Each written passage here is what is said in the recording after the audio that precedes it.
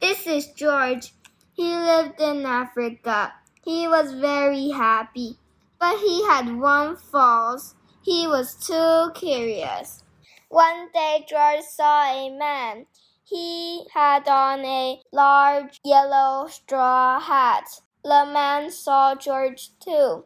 What a nice little monkey, he thought. I would like to take him home with me. The man put his hat on the ground, and of course George was curious. He came down from the tree to look at the large yellow hat. The hat had been on the man's head. George thought it would be nice to have it on his own head.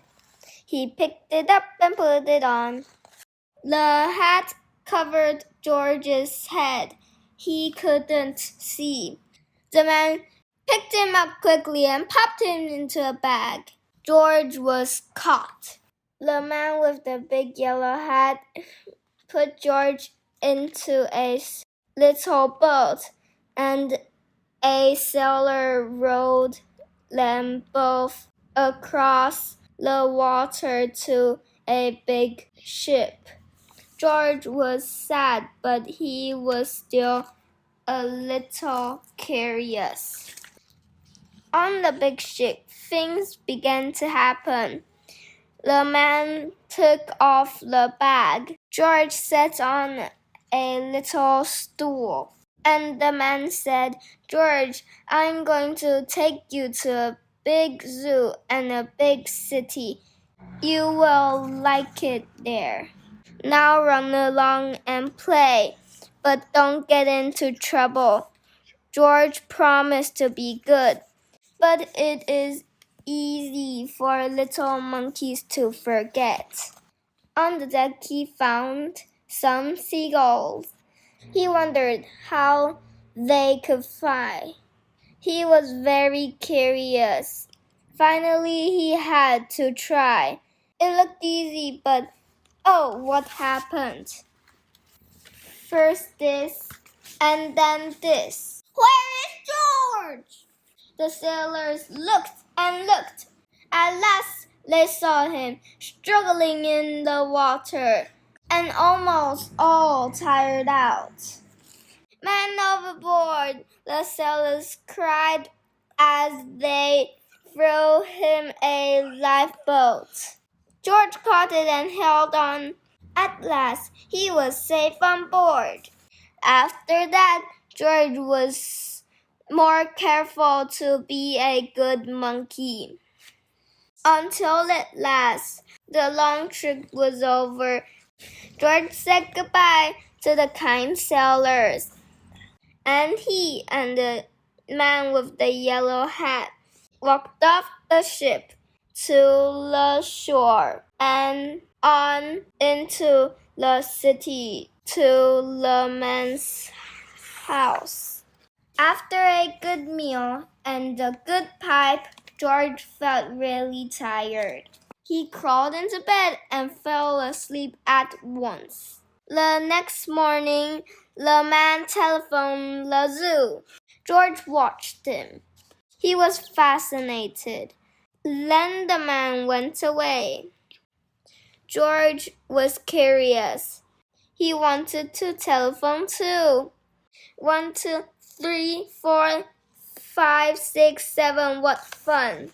Ding-a-ling-a-ling, George had telephoned the fire station. The fireman rushed to the telephone. "Hello, hello," they said. But there was no answer.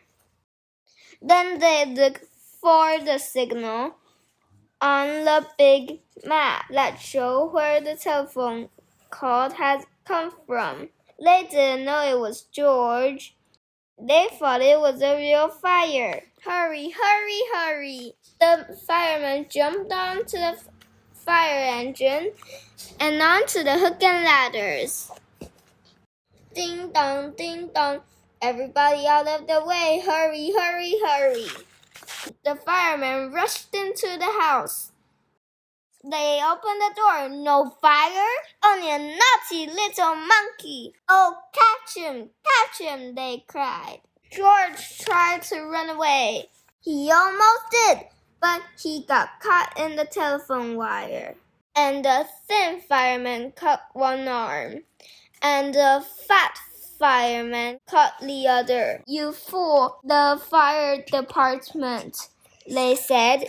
We will have to shut you up where you can't do any more harm. They took him away and shut him in the prison.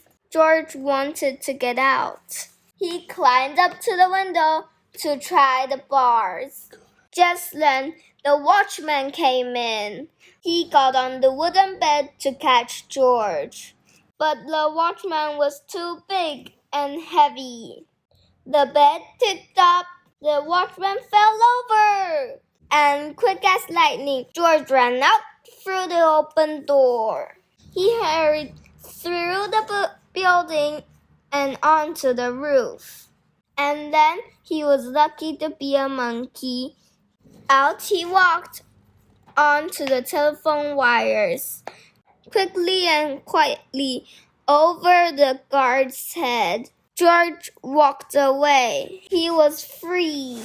Down in the street, outside the prison wall, stood a balloon man. A little girl bought a balloon for her brother. George watched. He was curious again. He felt he must have a bright red balloon. He reached over and tried to help himself, but instead of one balloon, the whole bunch broke loose. In an instant, the wind whisked them away. With them went George, holding tight with both hands. Up, up, he sailed, higher and higher. The houses looked like toy houses, and the people like dolls. George was frightened. He held on very tight. At first the wind blew in great gusts. Then it quieted. Finally it stopped blowing and altogether. George was very tired. Down, down he went, bump onto the top of a traffic light. Everyone was surprised. The traffic got all mixed up. George didn't know what to do, and then he heard someone called George. George was very happy. The man was happy too.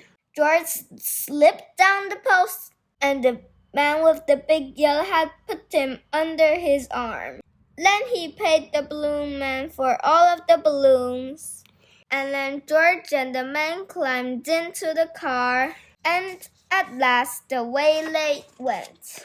To the zoo. What a nice place for George to live. The end.